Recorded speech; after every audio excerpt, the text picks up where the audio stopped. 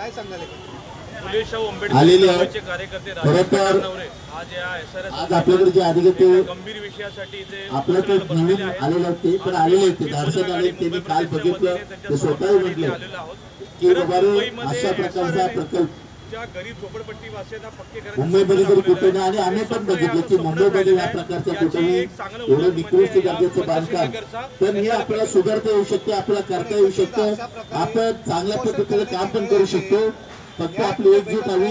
राजेश कटार गौरवनी जे लढा लढवला राष्ट्रीय अध्यक्ष माननीय दीपूभाई निकाळजे आणि सुनीताताई चव्हाण यांचं 25 वर्ष असलेलं जे नातं हे आमचा परिवार आहे, आमच्या परिवारातील माणसं, आमच्या परिवारातल्या माणसाला चांगलं घर मिळायला पाहिजे, चांगला निवारा मिळायला पाहिजे आणि आपल्याला काय 100 माणसाची गरज आहे, 5 माणसं जरी भक्कम असले तर आपण लढाई लढू शकतो. आज तुम्ही ज्या ताकदीने महिला उतरल्या काय ताई, काल जेव्हा तिकडे मुख्यमंत्री आपल्या महिला सगळ्या थाळ्या आणि चमचे घेऊन आल्या होत्या आणि इथे बसून थाळी नाद केला आणि आपल्या आम्हाला पाठिंबा दिला. खरं तर आपल्या सर्व आणि महिला भगिनीचा मनापासून आभार व्यक्त करतो. मोठे काही नसरेचे अधिकारी त्यांना एकंदरीत उपोषण इथे सध्या होतं. माझे मित्र राजेश कटार नवरे हे तिसऱ्यांदा उपोषण करत आहेत पंचशील नगरसाठी आणि वारंवार ह्या दुर्घटना घडत आहेत. काल त्यांनी एक व्हिडिओ प्रसिद्ध केला घर गळतंय,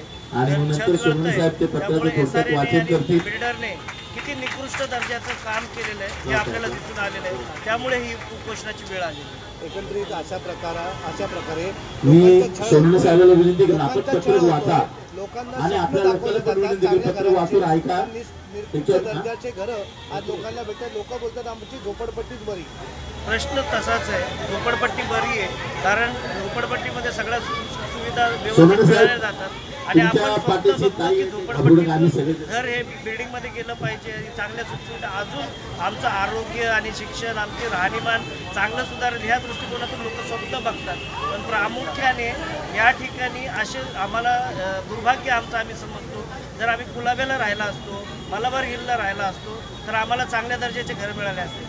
इथे ज्या ठिकाणी बहुजन समाज राहतो अशा ठिकाणीच बिल्डर आणि प्राधिकरणाचं संगनमत होतं आणि मग भ्रष्टाचार सुरू होतो आणि मग निकृष्ट दर्जाचं बांधकाम होतं. या हलगर्जीपणा कोण करताय, काय लोकांना काय वेगळी दर्जा देतं हे बघा, याच्यामध्ये हलगर्जीपणा मग बिल्डर असेल, त्याच्यानंतर प्राधिकरण असेल आणि प्राधिकरणामध्ये सर्व भ्रष्टाचारी अधिकारी हे सगळे दुर्लक्षपणा करतात आणि याच्यातून सगळ्यात मोठा दुर्लक्षपणा कोण करतं तर जनता करते. जनता त्यांचं ॲग्रीमेंट पूर्णपणे वाचत नाही.